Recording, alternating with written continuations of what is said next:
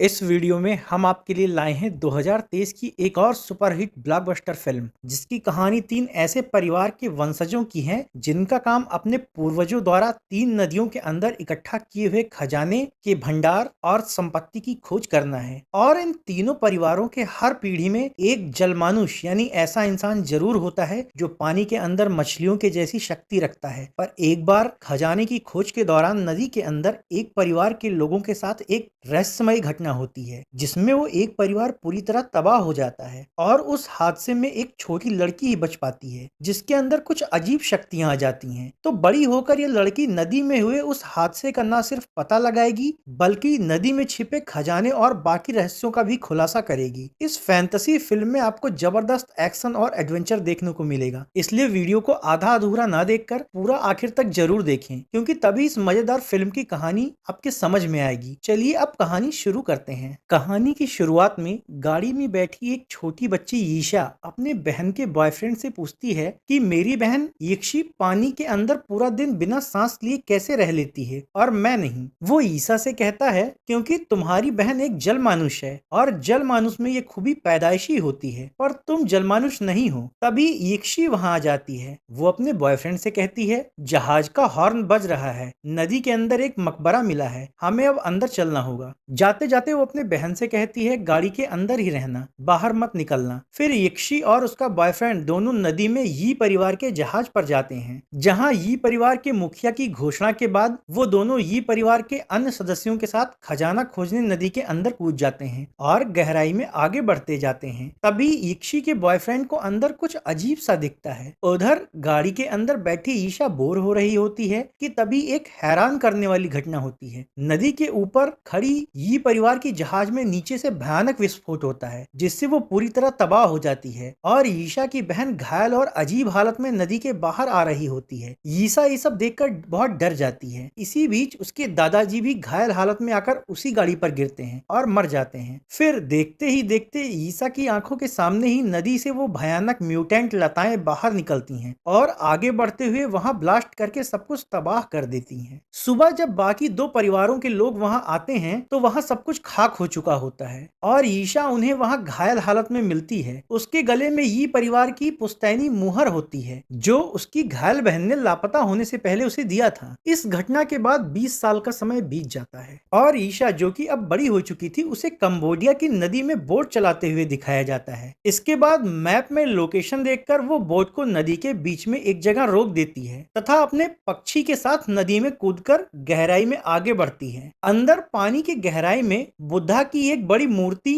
में लगे एक ढक्कन को खोलकर वो एक प्राचीन मकबरे में पहुंच जाती है। वहां आगे बढ़ने पर उसे 9 सिर वाले नाग की मूर्ति दिखाई देती है। इस बारे में वो फोन पर किसी को बताती है। फोन पर बात कर रहा आदमी ईशा से कहता है वो खामेर साम्राज्य के राजा का मकबरा है। अगली सीन में हम देखते हैं कुछ लोग एक लड़के के पीछे पड़े हुए होते हैं। वो लड़का भागकर उसी नदी के अंदर एक बोट पर चढ़ जाता है और भागने की कोशिश करने लगता है, लेकिन उसके पीछे लगी गैंग का लीडर उस लड़के को पकड़ लेता है और उससे पूछता है क्या तुम्हारा नाम जोंग है? वो लड़का कहता है हाँ। गैंग लीडर जोंग से कहता है तुम्हारे हाथ में जो जियांग परिवार की मुहर है वो मुझे चाहिए। जोंग काफी डरा हुआ होता है, इसलिए वो मोहर उसे दे देता है, पर ध्यान से देखने पर गैंग लीडर को पता लगता है कि ये मोहर तो नकली है। इसी बीच जोंग नदी में कूद जाता है और लीडर उस पर गोली चला देता है। दूसरी ओर उसी नदी के नीचे मकबरे में ईशा को एक ताबूत मिलता है। ईशा अपने गले में पहनी हुई पुश्तैनी मोहर उस ताबूत के सुराख में लगाती है, जिससे ताबूत जमने लगता है। फिर ईशा जब उस ताबूत का ढक्कन खोलती है तो उसके अंदर उसको एक धातु की किताब मिलती है। इधर नदी में गिरे जोंग को पकड़ने के लिए गैंग के लोग नदी के अंदर भी आ जाते हैं। दरअसल जियांग परिवार की असली मोहर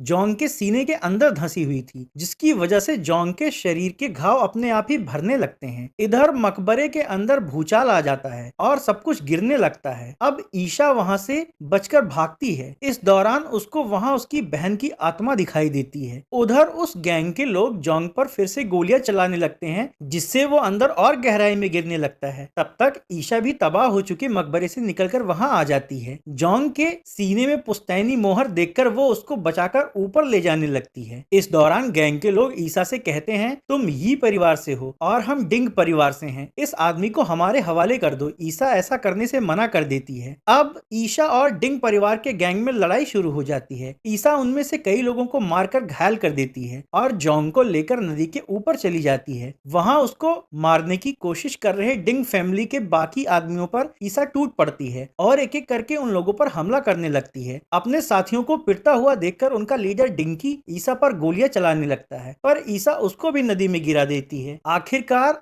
डिंकी बाहर आकर ईसा से कहता है, हम तीनों परिवार एक हैं, हमें लड़ने की जरूरत नहीं है। इस पर ईसा कहती है, तो जाकर डिंग परिवार के बॉस चाचा सेंग से बता दो कि जियांग परिवार की मोहर उस लड़के के पास इस नदी में मुझे मिली है, इसलिए इस पर उनका कोई हक नहीं है। इसके बाद वो बोट में जोंग को अपने साथ लेकर वहां से निकल जाती है। रास्ते में जब उसके गर्दन के पीछे बना निशान उभरने लगता है तो वो खुद को एक इंजेक्शन लगा लेती है और नॉर्मल हो जाती है। फिर जिससे वो मकबरे में फोन पर बात कर रही थी उस यूडी को कॉल करके बताती है कि मुझे जियांग परिवार की वो पुश्तैनी मोहर मिल गई है, पर वो एक लड़के के सीने के अंदर है, इसलिए तुम जल्दी से मेरे घर पहुंचो। अगले सीन में ईशा का घर दिखाया जाता है। यूडी वहां आता है तो ईशा उससे कहती है, तुम डिंग परिवार के जलमानुष हो और मैं यी परिवार की जलमानुष। आज तुम्हारे डिंग परिवार के प्रमुख चाचा शेंग के आदमियों ने जियांग परिवार की मोहर पाने के लिए मेरे साथ नदी में लड़ाई की, जबकि उस पीली नदी पर सिर्फ मेरे ही परिवार का अधिकार है, पर फिर भी मैं उस लड़के जोंग को यहाँ ले आई हूँ जिसके अंदर जियांग परिवार की पुश्तैनी मोहर है। यूडी कहता है डिंकी चाचा शेंग का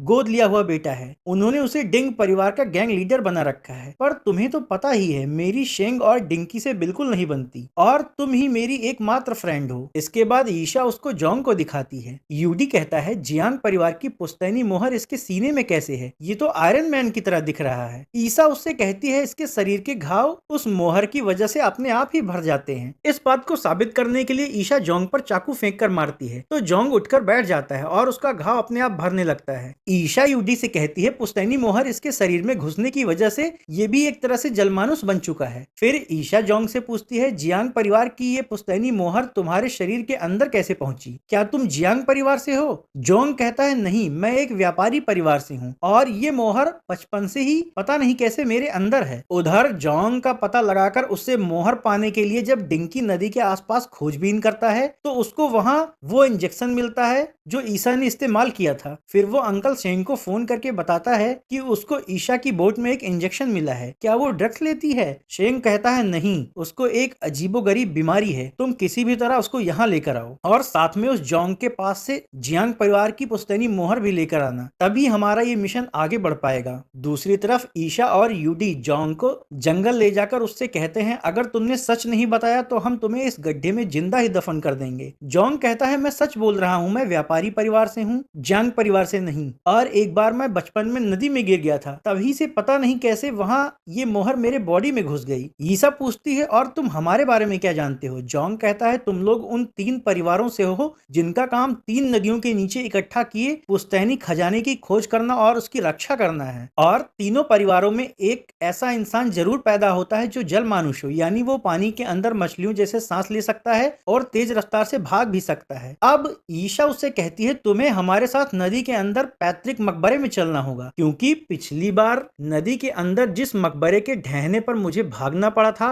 वहां के ताबूत से मुझे ये जो किताब मिली है उसमें लिखा है कि सफलतापूर्वक उस मकबरे में जाने के लिए 3 परिवारों के 3 जलमानुषों को एक साथ अंदर जाना होगा और उस समय तीनों परिवारों की पुश्तैनी मोहर भी एक साथ होनी चाहिए। वो ये भी कहती है, मेरे पास यी परिवार की पुश्तैनी मोहर है, जोंग के पास जियांग परिवार की पुश्तैनी मोहर है, बस तुम्हें किसी तरह अपने डिंग परिवार की मोहर अंकल शेंग से लानी होगी। इस पर यूडी उससे पूछता है, पर हम तो सिर्फ 2 ही जलमानुष है ना? ईशा कहती है, जोंग भी मोहर की वजह से एक जलमानुष की तरह ही बन चुका है, बाकी पानी के अंदर कब कैसे और क्या करना है ये सब जलमानुष वाली ट्रेनिंग तुम इसको दोगे। तो अब यूडी उसको जलमानुष के तौर तरीके बताने लगता है, पर जोंग का दिल ईशा पर आ जाने की वजह से उसका ध्यान ईशा पर ही लगा रहता है। यूडी कहता है, साले तेरा ध्यान काम पर नहीं लड़कीबाजी पर है। अगले दिन दोनों जोंग को लेकर नदी पर जाते हैं और यूडी उसको सिखाता है कि जलमानुष इंसानों के मुकाबले पानी में किस तरह से काम करते हैं। वो उसको ये भी सिखाता है कि पानी के अंदर कैसे अपनी रफ्तार बढ़ानी है और कैसे एनर्जी का यूज करके पानी में हलचल मचानी है। जोंग कहता है, मैं समझ गया। दूसरी ओर डिंकी और उसके लोग एक ड्रग डीलर को पकड़ते हैं। ड्रग डीलर वो इंजेक्शन सूंघकर डिंकी को बताता है कि ये ड्रग जानवरों को शांत करने के लिए दिया जाता है, पर मैं ये ड्रग नहीं बेचती। डिंकी फोन करके ये बात शेंग को बताता है। शेंग कहता है अब मैं उसके इंजेक्शन लेने की वजह समझ गया हूँ। इधर ईशा जोंग को अपने साथ लेकर नदी के पास के फार्म हाउस पर जाती है और कहती है अब तक तुमने जो कुछ भी सीखा है आज उसका टेस्ट है। तुम्हें इन मगरमच्छों से बचकर नदी से सुरक्षित बाहर आना होगा। ये देखकर जोंग की फट जाती है, वो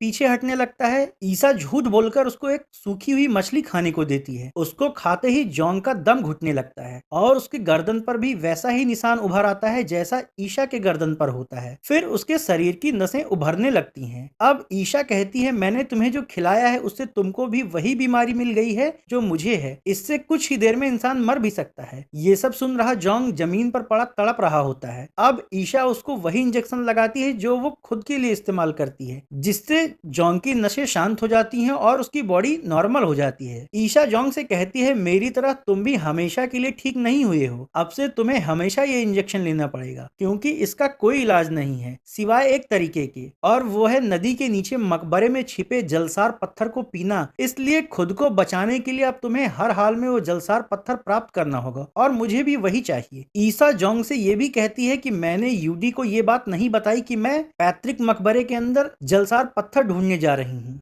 ये सुनकर जोंग कहता है तुमने मेरे साथ इतना बड़ा धोखा किया। जलसार पत्थर हासिल करने के लिए मुझे ये लाइलाज बीमारी दे दी। मैं तुमसे सच में प्यार करता हूँ, इसलिए मैं तुम्हारे लिए खुद ही पैतृक मकबरे में जाने के लिए तैयार था। इसी बीच डिंकी अपने लोगों के साथ वहाँ आ जाता है और ईशा से कहता है चाचा शेंग ने तुम दोनों को बुलाया है। फिर उसके लोग ईशा पर गन तान देते हैं। तो अब जोंग और ईशा डिंकी के लोगों पर टूट पड़ते हैं और उनमें लड़ाई शुरू हो जाती है। ईशा डिंकी के एक एक आदमी की धुलाई करने लगती है और वो लोग ईशा को जबरदस्ती पकड़ने की कोशिश करते हैं। उनमें से कुछ को तो वहाँ के मगरमच्छ चबा जाते हैं। अपने आदमियों को पिटता हुआ देखकर डिंकी भी ईशा से भिड़ जाता है। आखिरकार दोनों की लड़ाई में एक सूखी मछली मारकर ईशा डिंकी को बेहोश कर देती है। इस दौरान ईशा पर गोली चलाने की कोशिश कर रहे एक आदमी को लेकर जोंग नदी में कूद जाता है और अंदर एक मगरमच्छ को मारकर सुरक्षित बाहर निकल आता है। ये देखकर ईशा हैरान हो जाती है। जोंग बहुत दुखी होता है। वो ईशा से कहता है मैं तुम्हारे लिए वो जलसार पत्थर लाने जाऊंगा ताकि तुम ठीक हो जाओ, ना कि अपने लिए। अगर मुझे अपनी जान की परवाह होती तो मैं तुमको उस आदमी से बचाने के लिए नदी में मगरमच्छों के बीच क्यों कूदता। अब ईशा को एहसास होता है कि जोंग उसको सच में अपनी जान से ज्यादा प्यार करता है। फिर वो जोंग को अपने साथ लेकर घर चली जाती है। इधर जब डिंकी को होश आता है तो वो शेंग को फोन पर दोनों के भाग जाने की बात बताता है। अगले सीन में शेंग को एक जेल जैसी जगह में जाते हुए दिखाया जाता है। वहाँ अलग अलग कमरे में अलग अलग लोग कैद होते हैं। उनमें से एक कमरे में ही परिवार का वो मुखिया भी कैद होता है जो 20 साल पहले नदी में जहाज पर हुए हादसे में घायल होकर लापता हो गया था। म्यूटेशन की वजह से उनकी हालत बहुत खराब हो चुकी होती है। इसके बाद शेंग दूसरे कमरे में जाता है जहां ईशा की बहन का वो बॉयफ्रेंड कैद होता है जो 20 साल पहले हुए जहाज हादसे में लापता हो गया था। वो भी म्यूटेशन की वजह से शैतान जैसा बन चुका होता है। शेंग कहता है 20 साल पहले नदी की जिन म्यूटेंट वनस्पति लताओं की वजह से तबाही हुई थी उसी के असर से ईशा अप्राकृतिक जलमानुष बन गई है और मैंने तुम्हें और ही परिवार के लोगों को कैद करके उसी वनस्पति का एक्सपेरिमेंट तुम लोगों की बॉडी पर किया जिसके दुष्प्रभाव से तुम सब शैतान बनते जा रहे हो। इसके बाद शेंग उससे कहता है अगर तुम मुझे ये बता दो कि नदी के मकबरे में कौन सा राज छुपा है तो शायद मैं तुम्हारी मदद कर पाऊँ। ये सुनकर वो ये राज बता देता है कि मकबरे के अंदर जलसार पत्थर छिपा है और उससे सभी म्यूटेंट बन चुके लोग न सिर्फ ठीक हो सकते हैं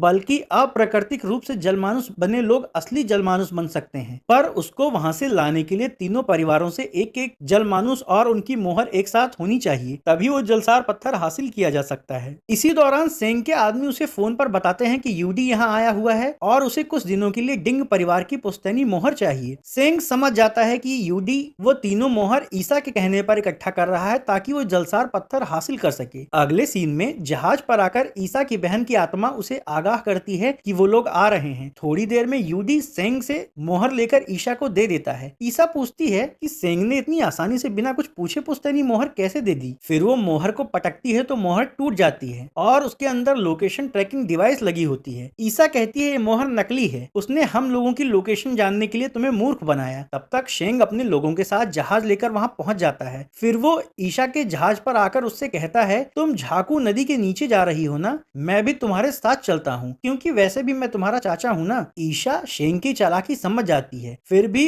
उनको साथ ले चलने के लिए राजी हो जाती है। इसके बाद वो सब जहाज से नीचे नदी नदी में कूद जाते हैं और अंदर गहराई में मकबरे की ओर बढ़ने लगते हैं। अंदर यूडी शेंग से डिंग परिवार की वो मोहर छीन लेता है। फिर जैसे ही वो तीनों मोहर इकट्ठा होती हैं, वहां तेज रोशनी होती है और अंधेरा छा जाता है। कुछ देर बाद जब जोंग की आंख खुलती है तो वो एक अजीब सी गुफा के अंदर होता है और ईसा भी वहां बेहोश पड़ी होती है। उस जगह कई कांटेदार सीप होती हैं जो जोंग पर हमला करके उसके शरीर को नोचने लगती हैं। जोंग अपने बैग से उन आदमखोर सीपियों को दूर ढकेलने लगता है, जिससे एक सीप में ब्लास्ट हो जाता है। वो ईसा को बचाने के लिए उस पर लेट जाता है। फिर जब ईसा को होश आता है तो जोंग उससे जख्मी हालत में दिखता है और उसकी बॉडी में सीप घुसी हुई होती है। ईसा उसके शरीर से सीपियां निकालती है और उससे कहती है ये पूरी गुफा प्राचीन फूली हुई मिट्टी से बनी हुई है और ये खुद ही खुद का निर्माण करती है। फिर ईसा जोंग से सो चुके कुछ सीपियों को अपने बैग में रखने को कहती है। इसके बाद आग जलाकर फूली हुई मिट्टी को किनारे करते हुए वो लोग उस गुफा से बाहर निकल जाते हैं। नदी में आगे बढ़ने पर वो लोग एक ऐसी जगह पर पहुंच जाते हैं जहां कई डूबी हुई जहाजों का मलबा पड़ा हुआ था। वहीं से कुछ दूरी पर सेंग यूडी से डिंग परिवार की मोहर लेने के लिए झगड़ रहा होता है। फिर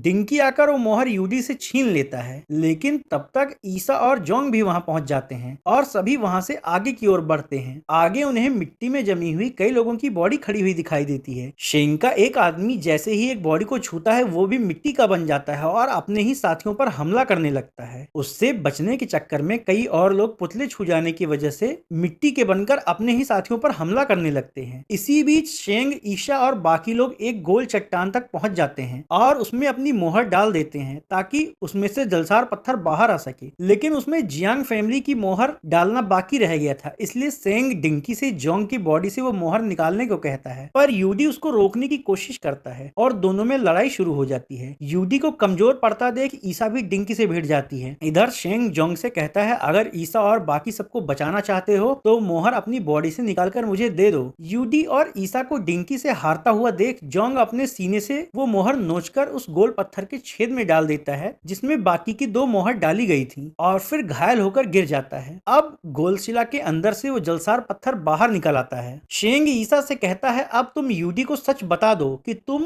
जन्मजात जलमानुष नहीं हो, बल्कि 20 साल पहले की दुर्घटना में म्यूटेशन की वजह से जलमानुष बनी हो, पर उससे तुमको जो बीमारी हुई उसको ठीक करने के लिए तुम यहाँ जलसार पत्थर लेने आई हो ताकि ठीक होकर तुम प्राकृतिक जलमानुष बन सको। ये सुनकर यूडी दुखी हो जाता है और ईसा से कहता है मैंने तुम्हें हमेशा अपना सच्चा दोस्त माना और तुमने मुझसे झूठ बोलकर यहाँ आने की असली वजह छिपाई। इधर घायल जोंग ईसा को लव यू बोलकर मर जाता है। अब शेंगो जलसार पत्थर पीकर एक असली शक्तिशाली जलमानुष बन जाता है। फिर वो सबसे बताता है कि मैंने ही ये परिवार को कैद करके उन्हें म्यूटेशन का डोज दिया और टॉर्चर करके मार डाला। ये सुनकर ईसा का खून खौल उठता है और वो शेंग को मारने आगे बढ़ती है, पर शक्तिशाली बन जाने की वजह से शेंग सब पर हावी होने लगता है। जलसार पत्थर की कुछ बूंदे पड़ने से ईशा ठीक हो जाती है, इसलिए शेंग से लड़कर वो दोनों जलसार पत्थर पाने की कोशिश करते हैं ताकि उससे जोंग को बचाया जा सके। यूडी से लड़ रहे शेंग पर ईशा जोंग का सीप भरा बैग फेंक देती है जिससे वहां ब्लास्ट हो जाता है। शेंग खुश होकर कहता है मुझ पर ब्लास्ट का कोई असर नहीं हुआ। ईसा कहती है तुम शायद नहीं जानते इन सीपियों से